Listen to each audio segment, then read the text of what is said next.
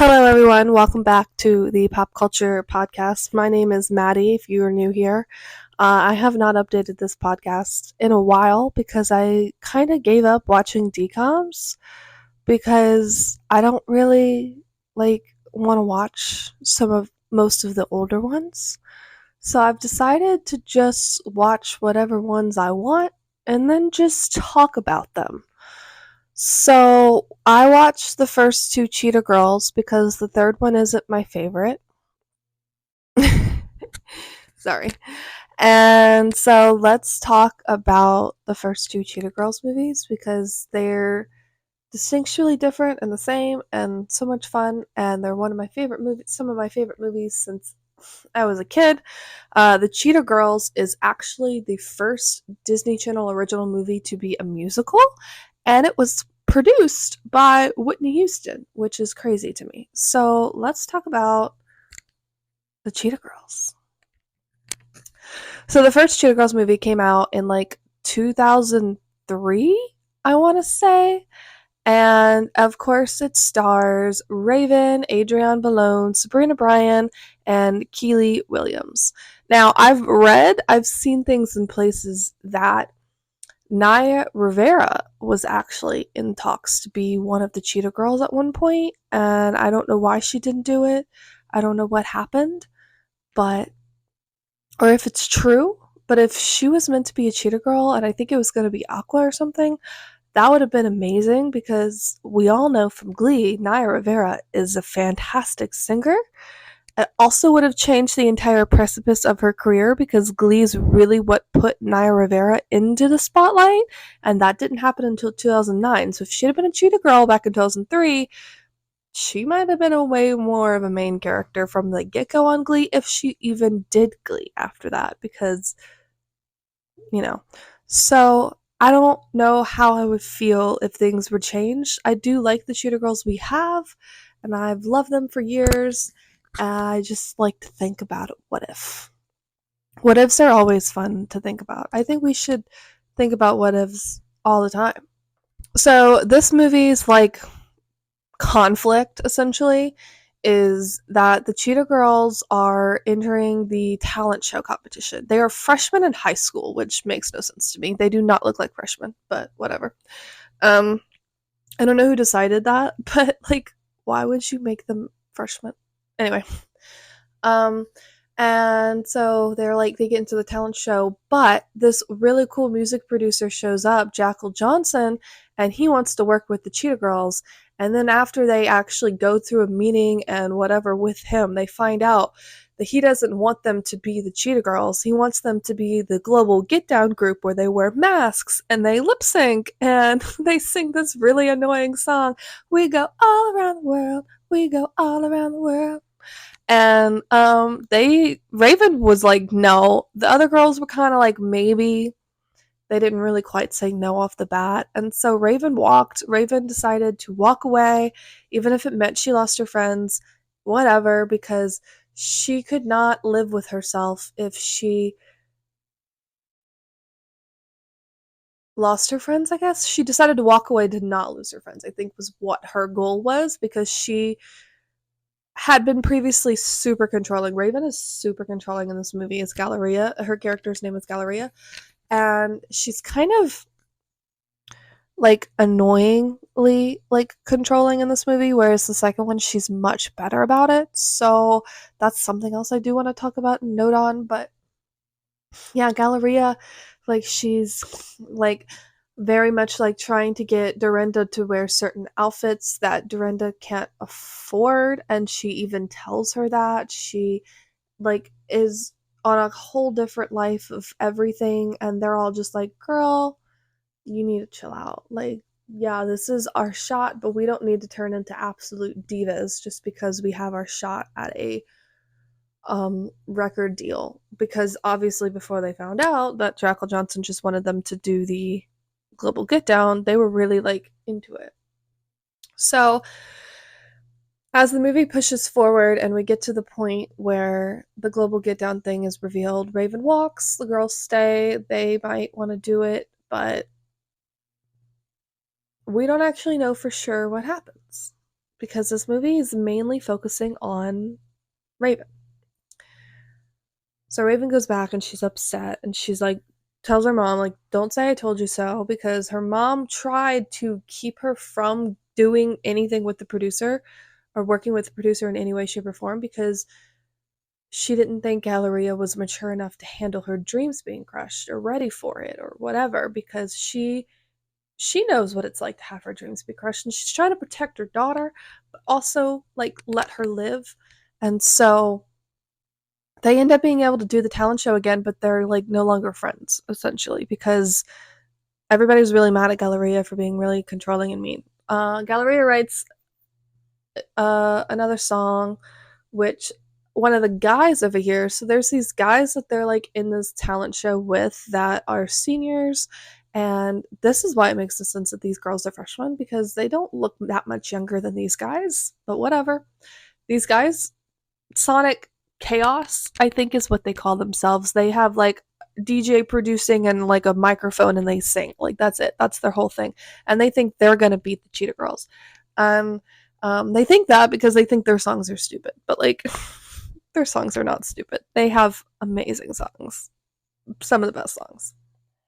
But the one guy with the blonde hair, I forgot his name. He kind of like flirts with Raven a bit, and he comes to the stage and he hears her practicing or whatever, and he's like, "No, don't stop. That was actually really good, better than anything else you've ever played before." And they end up kind of having some moments there toward the end, and I think they were setting up for a romance there. Then he couldn't do the next movie, or the next movie ended up being in Barcelona, whatever, and then it just didn't happen. I don't know, but also maybe it was an age gap thing, and they just didn't want to do anything further than what they did because they did not kiss in this movie, and I appreciate them for doing that because um, if there's a huge age gap and it's a little weird, like let's not have the characters kiss. But yeah, so he ends up talking to her a lot, and so she after day of the talent show, she's out walking Toto, her dog, which is named after the Wizard of Oz, and Toto gets stuck in a hole, and all the Cheetos come running because they love Toto. And they once they get Toto out, which they have to sing to get him out, they're all going their separate ways. It's over. It's really over. I can't believe the Cheetah Girls are over. And he's like, the guy's like, um, you were right to walk away from the deal with the producer, but are you right to walk away from your friends? And then they sing Cheetah Sisters, which is like one of the best songs in the movie. Girl Power is my favorite song. I'll talk about the songs in a minute. And it's just so great. And they get back together and they realize that we don't have to fight. There's no reason to fight. And they tell Raven that they didn't take Jackal's deal. They let some other little puppets do that. And Jackal calls them after they win the talent show because he wants them as the Cheetah Girls now, I guess. And they're like, nope, sorry, we're unavailable. And the way they all each have something to say to him is my favorite thing. And I love that part. So, anyway, let's talk about the songs. So the opening song of the movie is a song that they sing at like a birthday party that they sing again later in the movie to Toto. It's called Together We Can. It's a kind of repetitive like song. Like after you know like the first little bit, you know the whole song because it just kind of repeats. Together we can shoot the moon, stop the rain, even ride a hurricane if we wanna. Together we can walk in the space, save the human race till we think we gotta. Mm-hmm. And that's it. Like that's literally the whole song. It just keeps like repeating. Um, it's kind of fun. It's not the best Cheetah Girls song for sure, but it's a good one. Even Raven herself said she doesn't understand what they were doing in that song, and I mean, yeah, like compared to the other songs in the movie, it doesn't really make sense. Like the other songs are like girl power songs, and that one's just like, oh yeah, together we can do it. And it's like it's like it was trying to be, but it wasn't. It didn't have enough to get there. Next song that we get is Cinderella, which is their talent show audition song. And it's if I went to Disney Channel night, I would have definitely wanted to dress like one of the Cheetah Girls in this scene. I think I like Dorinda's outfit the best, but Aqua's is so cute with her little fluffy skirt. And I love Cinderella.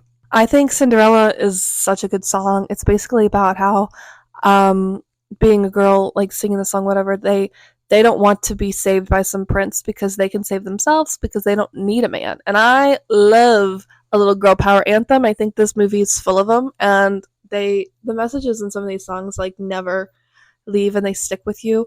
And being a young child hearing these songs, I've experienced girl power anthems like since I was a child because I had the Cheetah Girls. The Cheetah Girls were the most empowering thing I could ever imagine because they weren't all about boys. Um, I mean, they were, but they weren't. And I kind of appreciated that, especially in the first movie. They're more so not about boys in the first movie than the second movie. The second movie, they were kind of like all over the place. Uh, but yeah. Uh, my dogs are howling outside, so that's fun. Carry on. Um, and what's else? Girl Power. So Girl Power is like a song that they sing for Jackal Johnson to show them, hey, like this is our sound, this is what we like to do. And then he's like, no, let's do Global to Get Down, whatever. Girl Power is the best girl anthem, like of I'm a girl and yeah, whatever. I don't really know how to describe it. Like it's a girl power anthem. It's called Girl Power. It's great. Growl power, if you will, because they're the Cheetah Girls. Fun. And then, of course, Cheetah Sisters, which Cheetah Sisters is probably the most notable Cheetah Girls song. And I'm actually kind of mad the soundtrack version isn't like the movie, because in the movie they have a whole dance break that is probably one of the coolest dance breaks that the Cheetah Girls have, besides the Party's Just Begun in the Cheetah Girls 2 that we'll get to when we get there. But yeah, I really loved the dance break and stuff. And they do the dance break in the live version on tour. So I'm also like wondering like if they did it on tour, why couldn't they? But they also didn't do like the opening part where they all sing with Raven because they didn't go on tour with Raven. So I'm kind of like, I don't know. But they put the guitar solo in, which is fun. I love the guitar solo.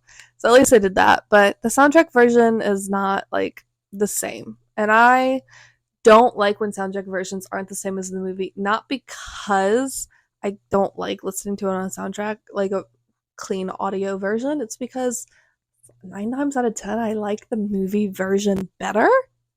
Or a little touch that they add, or something that's just slightly different, that's better. Like the Pitch Perfect riff off. I might talk about Pitch Perfect. I did watch it. Anyway, let's move on to the second one because I'm already like 14 minutes on. The second one is the Cheetah Girls are just finishing up their junior year and they find out about Chanel having to go to Barcelona with her mom because that's where her mom's boyfriend Luke lives, and she wants to go spend time and meet the family and get either a ring this summer or a tattoo, which is one of my favorite lines. It's so funny. She said she's getting a ring this summer or a tattoo. The way Chanel says it just cracks me up. And so she wants to like impress the family and really get in good graces with Luke's family because she wants to marry Luke. And Chanel is always against. Oh, rewind a second, actually. So someone tell me why in the first movie Chanel has a little brother, Punchy, which we see in person, like in the Cinderella scene, because he's like their like music tech guy, whatever. And then we never see him again. Like I know it's a movie, but like she has a whole brother that they talk about in the first movie because her mom even says like your brother's at your dad's. Like where's Punchy in the second movie? Where's he at? Did they forget about him? I think they did. It's been a couple years, so fair. Because this movie did come out in 2006, so a little fair. But yeah, anyway. So yeah, her mom wants to be engaged to Luke, and Chanel's always like against any boyfriend that her mom ever has, which we find out why later in the movie is because she was like the wall keeping out the hurt because she's seen her mom get hurt so many times and she didn't want to see that again. But she realized after the events of everything that happened that Luke and her mom are really in love. God, what's her mom's name? I don't even know her mom's name, you guys.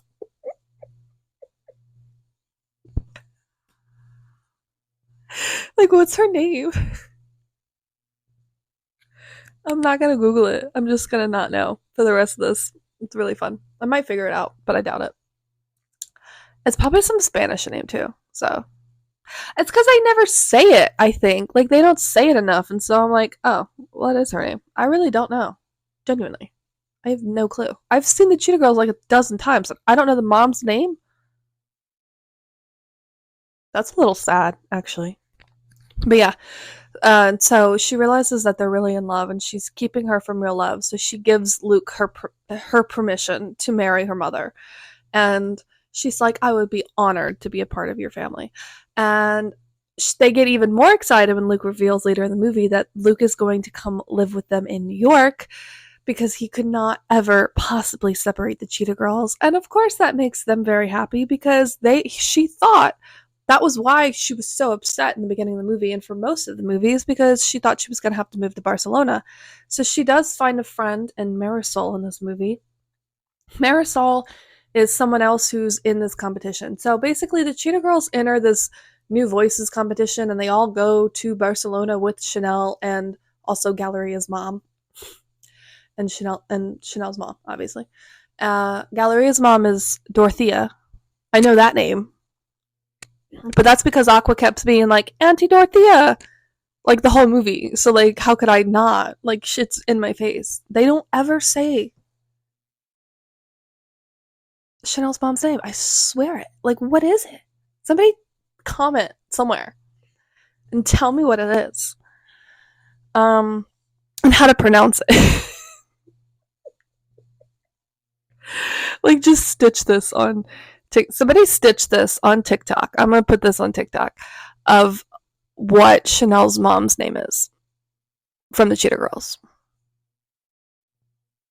Do it.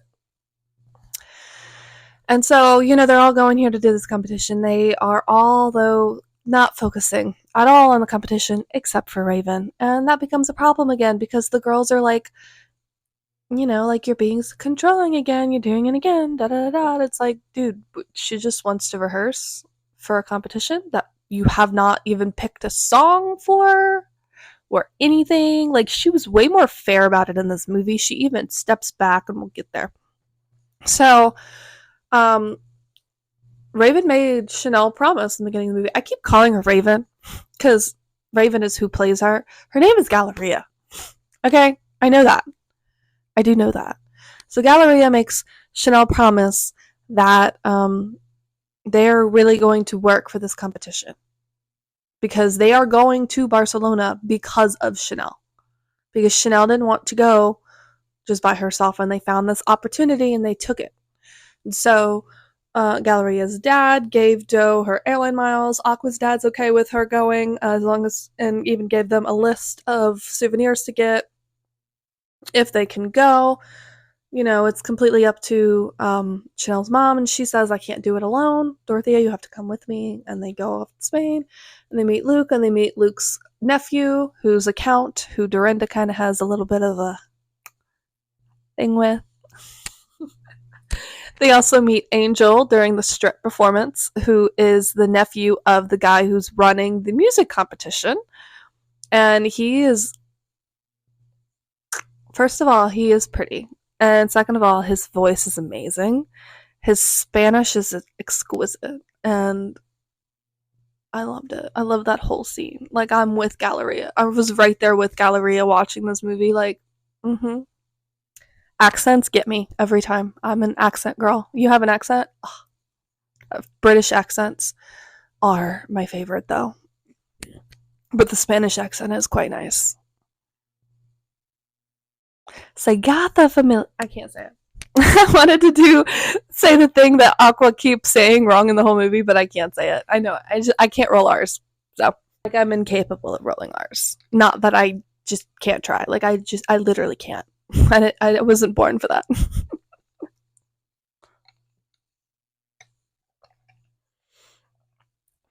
And Everything's fun at first. They meet Marisol at the Dancing Cat. She performs a great performance of Why Wait, which is a really good song, you guys. I love that song.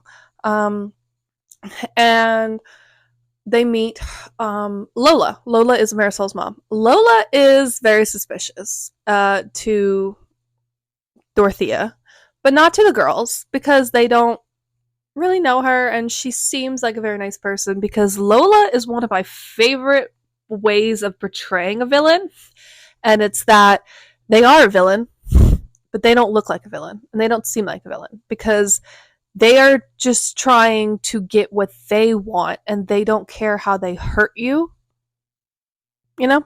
But at the end of the day, it's not that Lola's intentions were really ever truly that bad. She just wanted her daughter to win the music competition. That was what mattered to her. And she saw the Cheetah Girls as a threat because, well, they're amazing. They're American, and four of them, they have that ability to do harmonies that her daughter did with Chanel in the club singing that song that night.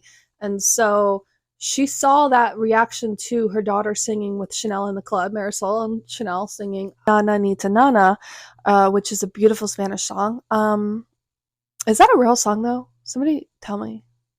Like in Spain? I feel like they might have made it up for the movie. So, but it is, and it's amazing them singing together, of course. And so she's like, well, that would be great. I want my daughter to sing with Chanel and the thing. So how can I get that? And so she does every little thing she can to wheeze her way in, worm her way in. But we find out like immediately after that that's her goal. And I love that. I love that we know she's aiming toward this and that she's the villain of the movie instead of us just like being like, okay, like, do we trust her? Do we not? No, we don't trust her. But my favorite thing in this whole movie, in with the Lola and Marisol thing, isn't the fact that Lola is trying so hard to get what she wants for her daughter. It's that her daughter doesn't care. And she makes me laugh so many times. Like, she pulls out a bag of chips out of her bag and her mom just like throws it away. And then there's like a scene in the movie where they're eating lunch and her daughter and Marisol has like a burger and fries and a Coke and she's going to sip the drink and her mom switches the drinks and then she switches the plate and Lola's like on the phone with Chanel and all the Cheetah Girls or whatever and she just like grabs a French fry and eats it like she's sneaking French fries. Like, it's so funny. And so I think by the time the competition rolls around, Marisol has realized that she doesn't actually want to do this anymore. She's done this competition 3 years in a row. She does really love the Cheetah Girls. And so she doesn't want to. So everything kind of comes to a head at the competition because the Cheetah Girls are there. They're ready to rehearse. They're about to do warm-ups, whatever. Well, the director guy, whatever, comes and shows up and says, you guys aren't amateurs anymore. You took money for your performance at the Dancing Cat last night, which Lola orchestrated, but they don't know that. They don't know she orchestrated it. They just know that they took money, and so now they can't perform. So Chanel has decided to perform with Marisol because they don't want to say that they came all this way for absolutely nothing. But of course, they give back the money. Angel sees them, and he tells his uncle, because it's his uncle, yeah. He tells his uncle, and he finds out, I guess, that Lola orchestrated the whole thing. And so the Cheetah Girls are back in the competition, and Marisol leaves. Marisol decides not to participate in the competition because, truthfully, she really didn't want to. She has been doing this competition to win this money so they can go to America. That's her mom's dream. That's not her dream. She doesn't care. She just wants to live her life. And so we get to a great scene of Marisol just literally drinking like a milkshake or something. I don't even know. Something really sweet. And I was like, I'm so happy for her. I'm so happy for Marisol right now. She's finally getting to eat what she wants. Because her mom wouldn't let her do it because she had to prepare for this competition. And so the Cheetah Girls, though, are amazing and forgiving and great, of course, because they invite Marisol on stage with them, and she sings a bit of Spanish with them, and her mom's so happy. The look on her face is precious. And of course, the girls win, because why wouldn't they? It's the Cheetah Girls movie. I think they win. I honestly don't even know. They literally cut to the credits like in as their performance ends, so they don't actually tell us if they win or not. I just kind of assumed. I think we all assumed as kids that they won. I don't know how anybody could beat them. I mean, they had the dancers from the Luke's nephew's dance studio. They had these performers like doing with instruments. They had Marisol, they had the angel, they had the uncle, Angel's uncle, the director guy. He was playing his trumpet. It was great. And they sang one of the best songs ever, Amiga's Cheetahs. It was amazing. It was the best performance of the whole movie. Actually, no. It's Over was the best performance of the whole movie, and I stand by that. I feel like It's Over is the most underrated Cheetah Girl song. Let's talk about it. I guess I didn't really talk about it. So we get to a point in the movie where Galleria has realized we have this performance in very few days, and we have not even started rehearsing. And I can't do this anymore. I can't go on stage and embarrass myself. Nobody's into it. Aqua's off designing clothes. Dorinda's off dancing. Chanel's off being friends with Marisol. Like nobody's into this. I'm gonna go home. She went to go take a train, meet her dad at the train station. Well, they find out she's leaving the night before, and they wake up and they see Chanel finds the song on the bed, and she's like, "This is the best song you ever wrote." They meet her at the train station. They get her to come back, and she comes back in, and that was why Lola was on the phone with the Cheetah Girls at that point because she'd called Chanel to say, "I'm sorry about everything with Galleria." Another great moment of Marisol. What was I supposed to do, Mom? Put her on the train myself? Like, Marisol just cracks me up. She's like, I'm doing everything you ask me to. Which she does. She does everything her mom asks her to, but like, she doesn't ever really go that far. Like, teaching Chanel a few of her songs is not really that bad because at this point in the movie, we all think, even Chanel thinks she's probably going to be living here. So why not make this friend in Marisol? Because if, you know, she ends up living here, then she has a friend here. But she doesn't end up living there, so it's okay. But yeah, it's a very fun thing, and I like that they had that whole moment where they all sing "It's Over." Galleria is the best part of the song, but I loved when they all come in and harmonize with her. But I like that it's more of a duet between Galleria and Chanel because I feel like it's more of a situation for them.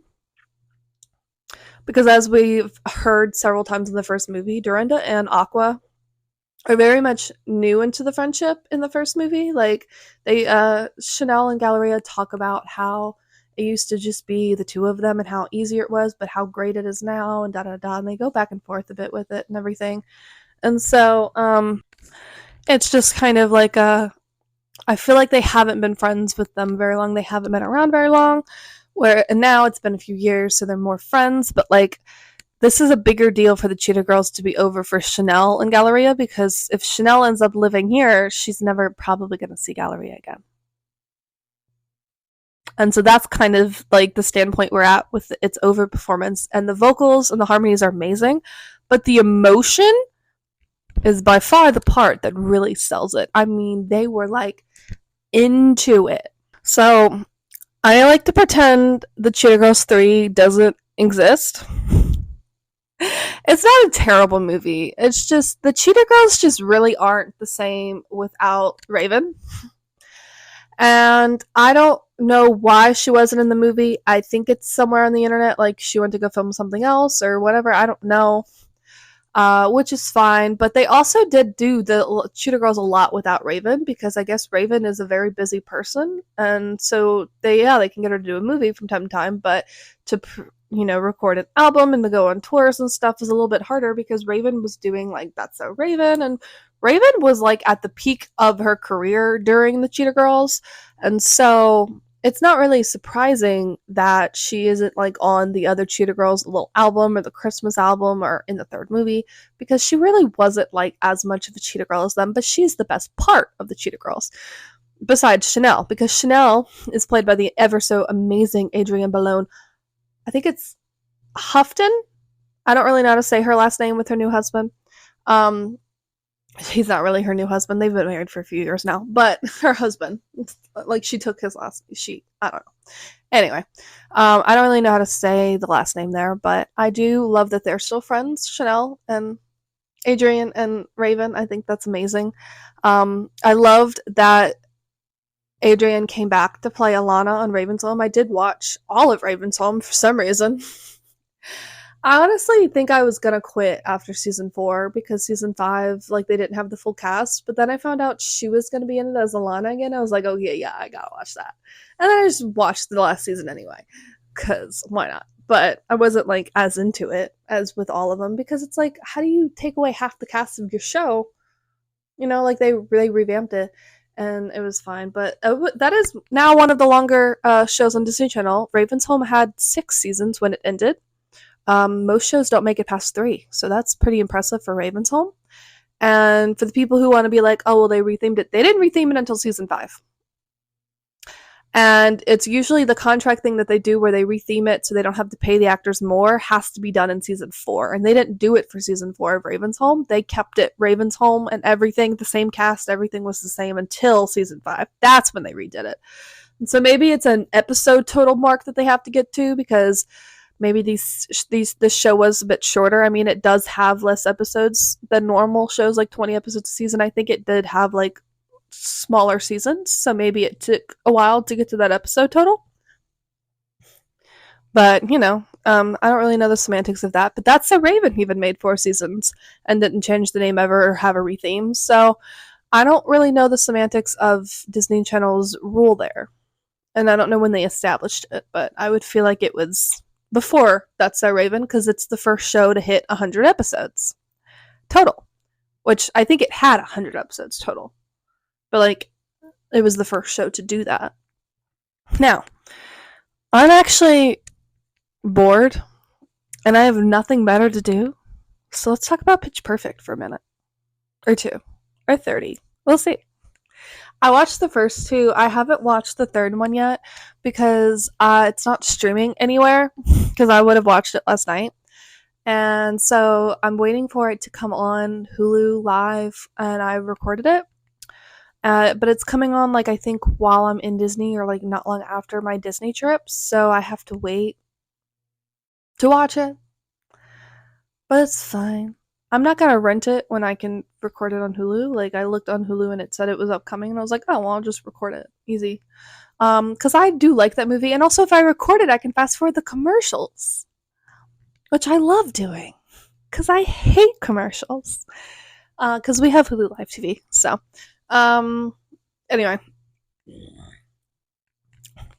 Pitch Perfect. So, I know I really wanted to focus more on Disney Channel movies, but honestly, we're going to start season 2 with this episode anyway, so we're just going to talk about whatever we watch. So let's just do Pitch Perfect. I like long episodes of podcasts sometimes. It's fun. Okay. So the first Pitch Perfect, Becca Mitchell is a young hipster DJ girl who wants to produce music. Her dad thinks she wants to be a DJ, but really she wants to like produce music, which is not the same thing as being a DJ, but she kind of does it in a DJ style because that's her thing. Her thing is literally mashing up songs. And so she gets a job for the radio station on campus. But her dad's like, yeah, no, you have to put yourself out there a little bit more. I'll pay for you to go to LA if you truly don't want to be here anymore after a year, but you have to put yourself out there. Join one club. So she goes and joins the a cappella club. Well, in the a cappella club, we get a bunch of other great people. And she ends up enjoying it, of course, and stays in college for her entire college career, 4 years of college. What she majored in, I don't know. I don't think any of them know what they majored in because none of them knew what they wanted to do. So I'm like, what did you go to college for? Like, what did you go to college for? I'm kind of curious. Because Chloe definitely was more focused on the acapella of it all. Like, Chloe, I think, loved the acapella part too much. It was a little weird. So I don't want to sit here and rehash the whole movie of Pitch Perfect to you because I would hope if you're watching this, it's because you've seen Pitch Perfect. So we're not going to actually tell you anything that happens in Pitch Perfect. I'm just going to talk about bits and pieces. Okay? One, why is it that this movie is an a cappella movie? They clearly sing live at several points of the movie, like the riff off, like the audition scene, and those are not the versions we get on the soundtrack. Like, as much as I love hearing Jesse sing Since You've Been Gone on the soundtrack version with Esther Dean because it's amazing, I love the audition scene. It's so fun. And like Stacy's little I get what I want is hilarious. That's fun. Fat Amy is amazing. Um I watched a vocal coach, Hannah Bales, on YouTube react to all three Pitch Perfects, and that's kind of what got me into the mood of watching Pitch Perfect. And she said Amy has like the voice, like, a voice, like she can sing, but they do this thing in this movie where they make her like the funny jokester kind of thing with her singing, so they don't really focus on how good she can sing and make it more of a this is funny, this is a joke. And that kind of makes me sad a little bit because Amy actually can sing. And she notes a part in the riff off where Amy is harmonizing with Stacy singing I'll Make Love to You by Boyz II Men in the riff off. And that was amazing. And it is amazing. And I feel like they focus more on some of the other singers of actually being able to sing. And I think every single person in this cast is an amazing singer. And I think that's what makes this so great. But also, realistically, how many people in an a cappella group are that good at singing? Like, when they performed, like, their finale performance, like, half of this group is singing a solo at some point. And it's like, how many a cappella groups have this many people that are that good at soloing? Like, I feel like that's a little unrealistic. Like, nobody is that good at singing. Like, no, not that many people are that good at singing in an a cappella group, right? I don't know. What would I know? But also, I could never be in an a cappella group. And not just because I can't sing, because if I could sing, there's no way I would have the mentality of knowing every single song ever like they do. Like, literally, when they do a riff off, they have to know like anything ever, and they have to be able to do the beat, the oohs and ahs in the background, and then they have to know the words. Like, how? I don't even know the words when I'm not listening to the song. How could I possibly do it without anything at all to guide me? What? Just mean like in that standpoint now. If I could sing and we were doing an a cappella group and it was purely competitions and we learned the songs and we picked how we did it and we learned it and we had it several months of practice, yeah, I could do that. Anybody can practice a song a million times and then perform it and know it. But it's like just on the fly? No, couldn't do that. Could not do that. Also, I think the first Pitch Perfect movie is the only one where the Bellas really sing a lot. They sing a little bit more in the third one than the second one, but I think they sing the most in the first one, but I don't know. It might be about the same. I feel like it's more though. And that's just because the first one is meant to focus more on the Bellas because that's who it's about. It's about the Bellas. And so most of them in this movie are freshmen. Chloe and Aubrey are seniors, but Aubrey then fails Russian Lit like 3 times so she can stay in the Bellas for the second one, which I think is just because why wouldn't you want to have Brittany Snow? Also because I think Brittany Snow's supposed to be the one to hit the low notes because that's the thing that happens in this movie because she gets nodes and then she thought the season was over so she got her nodes removed, which is that like a real thing? Like, can you I don't know. I mean, I know you can have vocal nodule surgery, but like you get them removed? Like how does that I don't want to know. And so then she can't sing higher than a G sharp and she can't really sing that high and she can hit these bass notes. And she makes these hilarious sounds in parts of the movie, like when they do the part, and she goes some kind of low, like something, and they're like, what was that? And that was funny. And then Also, in the performance, you can hear bits and pieces. You can tell it's just a dude. It's clear. It's obviously not Brittany Snow. There's no way that's Brittany Snow, but it's hilarious.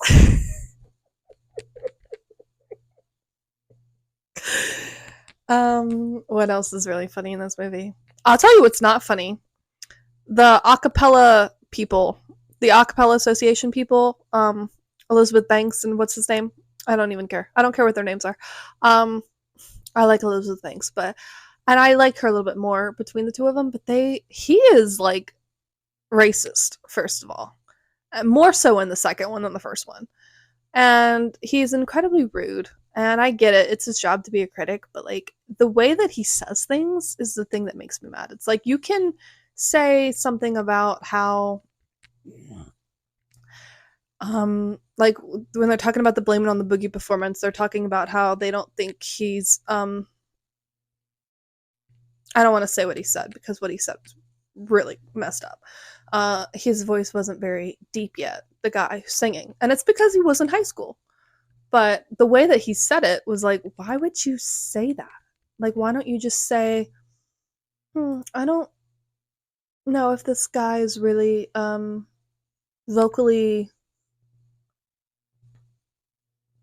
mature. I don't know. I would say literally anything else. I don't know. What he said was just so weird. Like, why would you say that?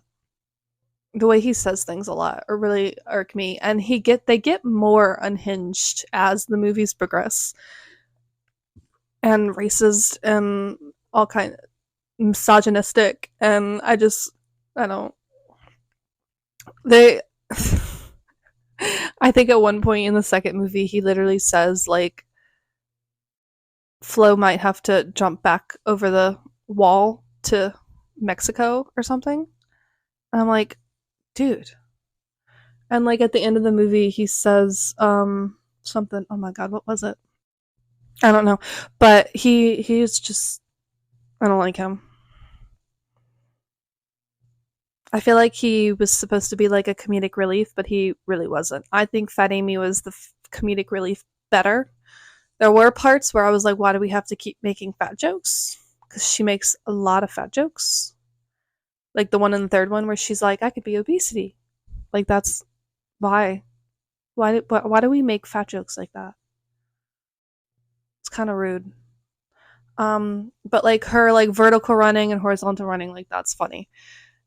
I don't know, there's just the way that they did some of the humor just made no sense to me.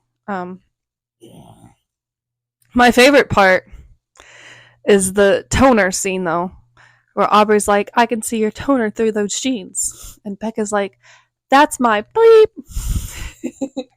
That is my favorite line of the movie, by far. I love it. I think about it every day. Okay, let's do the second one. Okay, so my favorite thing about these movies is that they are set in the time that they're released and they don't just like jump right back into where they left off. This movie is set 3 years later. It was filmed like 3 years later. Well, it came out 3 years later.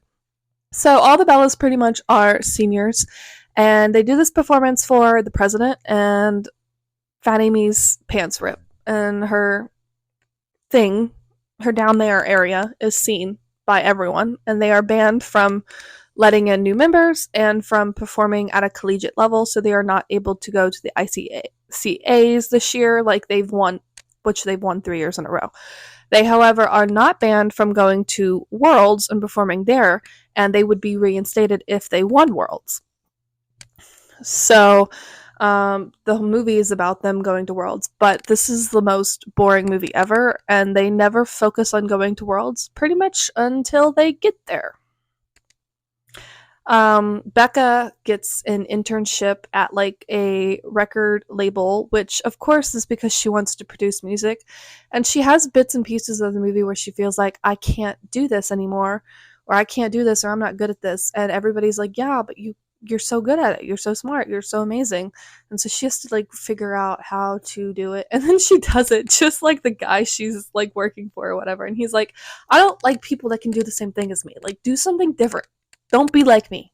Be your own person. And I liked this guy too. As a record producer, he knew how to be I think he was one of the best parts of the movie, for sure. He knew how to be critical in a way that was necessary, like when he constantly yells at Jax, but also he knew how to give the honest feedback that was needed to each person. Like when he told Becca, like, that was great what you did with Snoop Dogg. I'll listen to some demos if you have them. And then when he listened to the demos, he was like, it just was a bunch of mashups. And I just, I feel like you could be more than a girl who just does mashups. Like anybody can do that. Anybody can do what you just did with those mashups. I want you to prove to me that you deserve to be like a record producer. And he's really great at being critical. And she took everything to heart because it was necessary and she needed to hear that. And I love that aspect of the movie, that Becca is focusing on what she's doing after college. What she majored in, I don't know. It obviously wasn't anything other than a cappella because mashups are all she knows. Because that's what she's done for 3 years, and she won like 3 ICAA competitions. Like, oh wow, you're so great, you won a cappella competition. Cool. That doesn't make you an amazing music producer.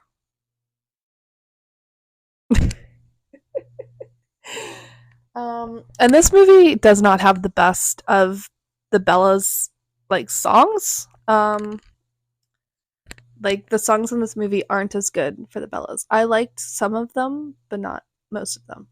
Um, and I think it's because this movie is supposed to be like them like trying to figure out who they are after everything, because they like lose who they are. They go to this retreat at one point, which Aubrey is like in charge of. And there's like bear traps everywhere, and it's really fun. And it has some of the best vocal moments of the movie when they do the Back to Basics performance, and also they do the cup song, but like not with the cup because I guess they didn't realize that would be easier. They just all a cappella sang the song. And I love that they put that song in the movie, but like after the first movie, like you're not gonna top that. You're not gonna top the cup song in the first movie. It was amazing. And it was fresh and it was new and it was different, even though it wasn't, because it was on the internet and that's how Anna Kendrick learned it. But also, I remember correctly, Anna Kendrick literally like saw that video and learned it online and did it on the set that day or whatever. And her original plan for her audition was supposed to be like, I'm a little teacup or something. So obviously we got better with the cup song, but like it wasn't like what they had planned, and it ended up working out better. And it did, because I think that cup song blew up everywhere. Like everybody was doing the cup song, and it's pretty fun. And so they figure out their sound and they're ready to go to Worlds, and they spend like most of this movie doing nothing. Until the retreat, I don't feel like any of this movie really, after the whole incident with the president, like really had anything toward the plot other than maybe Bumper and Amy. And Amy realizing she's in love with Bumper is hilarious, because first of all, how did you not know you were like, look at look at I was gonna say look at Bumper. Not that he's unattractive, but like, I don't know. I just feel like Amy and Bumper have always had that thing, like from even the first movie, where she's like, I sometimes have a feeling I could do crystal meth, but then I think, better not. And he throws a burrito at her, and there's so many moments between the two of them, and I love that this movie expanded on that and have them like together. And I'm kind of sad the third one doesn't really talk about Bumper anymore, and they broke up or whatever. And I'm like, dude, why? I loved Fat Amy and Bumper. So anyway, they get to Worlds and they do a great performance of several songs, including Flashlight, which is written by their new Bella, their legacy Bella this movie, who they call Legacy throughout the whole movie because she's a legacy Bella because her mom was one. Emily. Emily is played by the amazing Haley Steinfeld.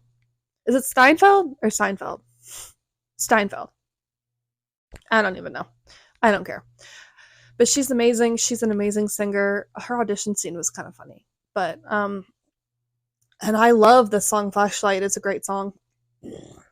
I was really happy to finally see on Spotify that they had her singing that song, because the only version I could ever find before was Jessie J. And I was like, I like Jessie J singing, but I want to hear Haley Steinfeld sing it because it's amazing. Not just like in the world's performance, like the whole song. I want to hear the whole song. That's a great song. And they bring in a bunch of old generation Bellas, and it's amazing.